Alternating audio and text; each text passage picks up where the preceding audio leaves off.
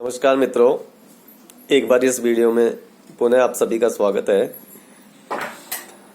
हमने इस वीडियो से पूर्व ढोला मारो और दुआ से संबंधित 3 वीडियोज बनाए हैं और उन्हीं में बारी बारी से ढोला मारो और दुआ के संकलित दोहों का व्याख्यात्मक विश्लेषण किया है। मित्रों, इस वीडियो में भी हम शेष बचे हुए दोहों का व्याख्यात्मक विश्लेषण करेंगे, उनकी समीक्षा करेंगे, उनका अध्ययन करेंगे। साथियों, कवि कल्लोल और कुशलाभ लिखते हैं, पंथी एक संदेश रहूं, लग डोले पैचाय, विरह बाग वन तनी बसई, शेर गाय जई आय।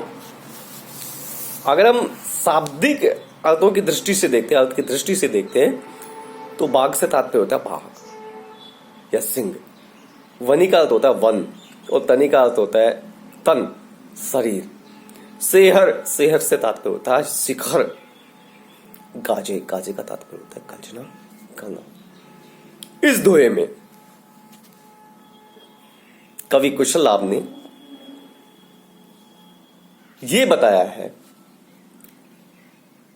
कि मारवाणी अपने विरह का संदेश अपने प्रियतम ढोला के पास किस प्रकार भेज रही है और उस संदेश में वह क्या कहना चाह रही है, उसी को यहां संकलित किया है।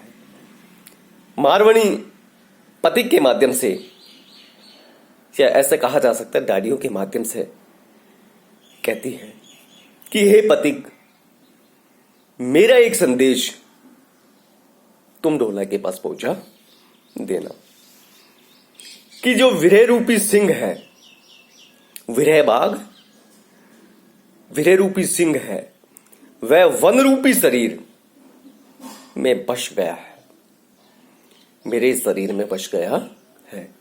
इसलिए तुम शिखर पर आकर के मेघ के समान गर्जना करो, जिससे कि ये भाग जाए, जिससे कि ये दूर हो जाए। अर्थात मेरे शरीर में विरह का निवास हो गया है और इसे दूर तुम ही कर सकते हो।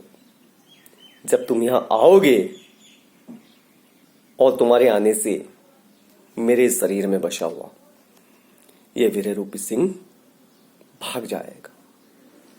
अर्थात बादलों की तीव्र गर्जना से वन के हिंसक पशु भी आतंकित हो जाते हैं, भयभीत हो जाते हैं, भयग्रस्त हो जाते हैं। इसलिए मारवाणी ये चाह रही है, क्या चाह रही है कि ढोला बादलों की गर्जना के समान आकर के बसे और मारवाणी के विरह रूपी सिंह को दूर भगा दे, जिससे ढोला और मारवाणी का मिलन हो जाए। किस प्रकार मारवाणी अपने प्रियतम से मिलन की आकांक्षा सजे हुए है। इस दोहे में विरह को बाघ के समान बताया है और उसकी प्रखर व्यंजना की गई है। भाव सौंदर्य देखने लायक बन रहा है तथा रूपक अलंकार का यहां प्रयोग किया गया है। इसी क्रम में मित्रों, आगे कवि लिखते हैं कि पंथी एक संदेश रहूं, लग डोले पैचाय, धन कमलाणी कामदनी, शिष्य हर उगई आई। कदमणी, कमदनी का तात्पर्य होता है कुमुदनी, कमलिनी। सिसर का मतलब होता है चंद्रमा। कमलानी का मतलब होता है मुरझाना। इस दोहे में मारवाणी अपने प्रियतम ढोला के पास पति के माध्यम से यह संदेश पहुंचा रही है कि हे पतिक, तुम जाकर के मेरे प्रियतम को मेरी विरह अवस्था का वृतांत सुनाओ, जिससे वो यहाँ आए। लेकिन इस विरह अवस्था का, विरह दशा का विरह की दयनीय स्थिति का किस प्रकार सुनाना है। वो कहती हैं कि हे पथिक, मेरा एक संदेश मेरे प्रियतम डोला के पास जाकर के सुनाओ और कहना कि आपकी जो प्रेयसी रूपी कुमुदनी है वो कुमला गई है, मुरझा गई है। इसलिए हे प्रियतम रूपी चंद्रमा, तुम आकर के उदित हो जाओ, क्योंकि चंद्रमा के उदित होने से ही कुमुदनी प्रफुल्लित होती है, विकसित होती है, खिलती है। और चंद्रमा और कुमुदनी का जो प्रेम है वो विख्यात है। ये माना जाता है कि चंद्रमा को देखकर ही कुमुदनी खिलती है। इसलिए मारवणी की इच्छा है, वो चाहती है कि राजकुमार ढोला रूपी चंद्रमा आकर के उसके तन मन को प्रफुल्लित कर दे। किस प्रकार की अभिलाषा एवं प्रिय का स्मरण तथा विरह की दशा का किस प्रकार मार्मिक अभिव्यंजना यह की गई है।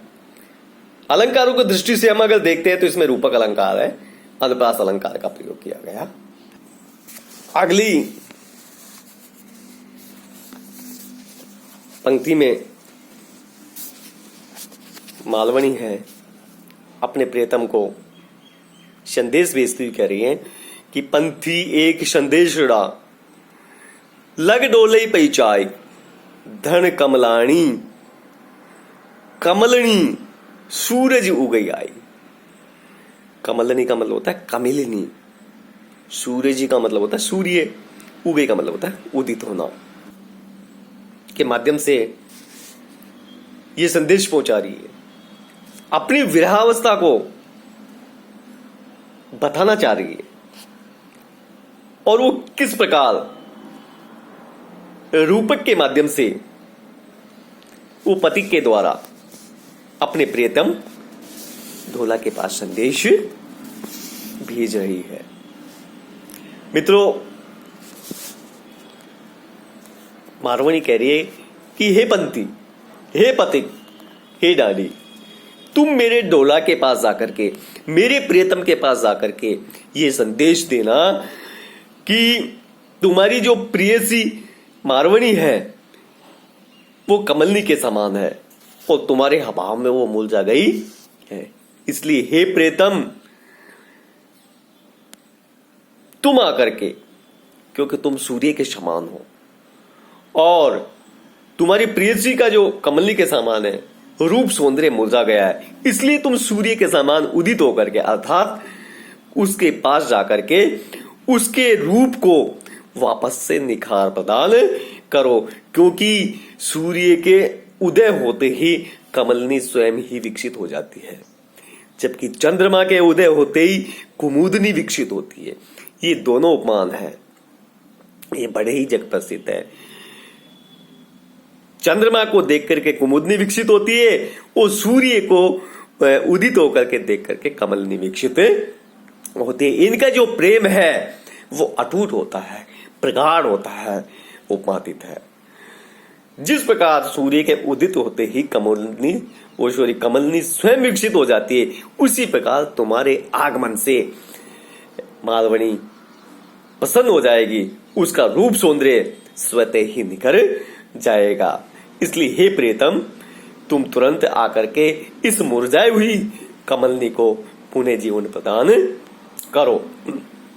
विरह की उद्दाम लालसा व्यक्त की गई इसमें, और मालवणी अपने पति का सामीप्य पाने के लिए बड़ी बेचैन हो रही है, बड़ी उत्सुक हो रही है, बड़ी उतावली हो रही है। अनुप्रास और रूपक अलंकार का प्रयोग किया गया है। मित्रों, कवि कल्लोल आगे के दोहे में क्या लिख रहा है? पंथी एक संदेश रहूं लग डोलई पहुंचाई, जोवन खीर समुद्र हुई रतन न काढ़ई हाय। देखो, इस अंश में जो प्रमुख शब्दार्थ है वो देख लेते हैं। खीर समुद्र का मतलब है क्षीर सागर, रतन का मतलब होता है रत्न, काढ़े का मतलब होता है निकालना। मारवणी अपनी विरह अवस्था का संदेश अपने प्रियतम के पास पहुंचा रही है और वो पथिक के माध्यम से क्या संदेश दे रही है, इसी को यहां वर्णित किया गया है। मालवणी अपने विरह पूरित भावनाओं को संदेश के माध्यम से कहती हुई कह रही है कि हे पथिक, एक संदेश मेरे प्रियतम ढोला तक पहुंचा देना कि मेरा जो यौवन है वो अब क्षीर सागर के समान हो गया, समुद्र के समान हो गया है। इसलिए तुम आकर के इसमें से रतन, विभिन्न प्रकार के रतन, जिस प्रकार हीरे है, ज्वारात है, क्यों नहीं आकर के निकाल लेते हो? क्योंकि समुद्र में जिस प्रकार विविध प्रकार के रत्न होते हैं, इसी प्रकार मेरे इस यौन के रत्न हैं, उनका तुम पान क्यों नहीं करते, उपभोग क्यों नहीं कर लेते? कहने का भाव यह है मित्रों कि पूर्ण यौवनावस्था में मिलन की इच्छा समुद्र के समान होती है, अर्थात समुद्र के समान गहरी और प्रबल होती है। तथा रत्न रूपी कुशिया ढोला क्यों नहीं आकर के प्राप्त कर लेता है, यही संदेश वो कहना चाहती है। इस मनोभावनाओं को, अपनी मन की स्थिति को मालवणी ढोला के पास पथिक के माध्यम से भेज रही है। किस प्रकार विरह की मार्मिक वेदना यहां अभिव्यक्त हुई, ये देखते ही बन रही है। मित्रों, अगले दोहों में कवि कलोल लिखता है, पंथी एक संदेश रहूं लग डोलई पहुंचाई, जंगा केलिन फले गई स्वाति जो बरसई आई। मित्रों, जंगा का मतलब होता है जांगे, केलिन का मतलब होता है कदली, और फली गई का मतलब होता है पुष्ट होना, परिपुष्ट हो जाना। अपने प्रियतम के पास पथिक के माध्यम से संदेश भेजती हुई मालवणी कहती है कि हे पथिक, मेरा ये संदेश मेरे प्रियतम के पास पहुंचा देना, और मेरे प्रियतम के पास ये संदेश पहुंचा करके कहना कि मेरी दोनों जंगाएं हैं वो कदली के समान फल गई है, पुष्ट हो गई हैं। इसलिए हे प्रियतम, तुम स्वाति जल बन करके बरसो, स्वाति जो बरसे आए, इसलिए तुम स्वाति जल बन करके बरसो। इसी प्रकार अगले दोहे में कवि कलोल लिखते हैं, पंक्ति एक संदेश रही लग डोलई पहुंचाई, सावज संबल तोड़ से बैसासन में जाई। सावज का मतलब होता है हिंसक पशु, संबल का तात्पर्य होता है मित्रों धैर्य, और बैसासनी विश्वास दिला करके शांत करना। क्या कह रही है मालवणी? पथिक के माध्यम से अपने विरह की अवस्था का संदेश भेज रही है। कहती है कि हे पथिक, एक संदेश मेरे प्रियतम के पास पहुंचा दो कि मेरा यौन रूपी हिंसक पशु अब और धैर्य धारण नहीं कर सकता, अर्थात और धैर्य नहीं रख पा रहा है, और इसकी व्याकुलता बढ़ती जा रही है जो बड़ी असहनीय है। इसलिए हे प्रियतम, तुम अब अति शीघ्र आ जाओ, क्योंकि अब इसे दिलासा देकर किसी भी प्रकार से शांत नहीं किया जा सकता है, इसलिए आपका आना आवश्यक हो गया है। कहने का भाव यह है मित्रों कि मालवणी अपने पति से मिलने व उनके बिना उनके विरह की जो स्थिति है वो सहना बड़ी असहनीय हो रही है, इसको प्रकट कर रही है, और वो उनसे मिलने की प्रबल इच्छा रखती है। धैर्य खत्म हो चुका है, धैर्य समाप्त हो चुका है, किसी भी प्रकार की सांत्वना अब उसके विरह को संतप्त नहीं कर सकती है। तो इन दोनों में मालवणी की विरह व्यथा सांकेतित है, और उसकी अतिशयता का यहां वर्णन किया गया है, अनुप्रास और रूपक अलंकारों को बताया गया है। तो मित्रों, हमने जो ये 3-4 वीडियोस बनाए ढोला मारू संबंधित, इसी के साथ हमारे बीए पाठ प्रथम के पाठ्यक्रम में संकलित दोहा मारू के दोहों का समापन होता है। अगले वीडियोज में हम अगले कवि को लेकर के आएंगे।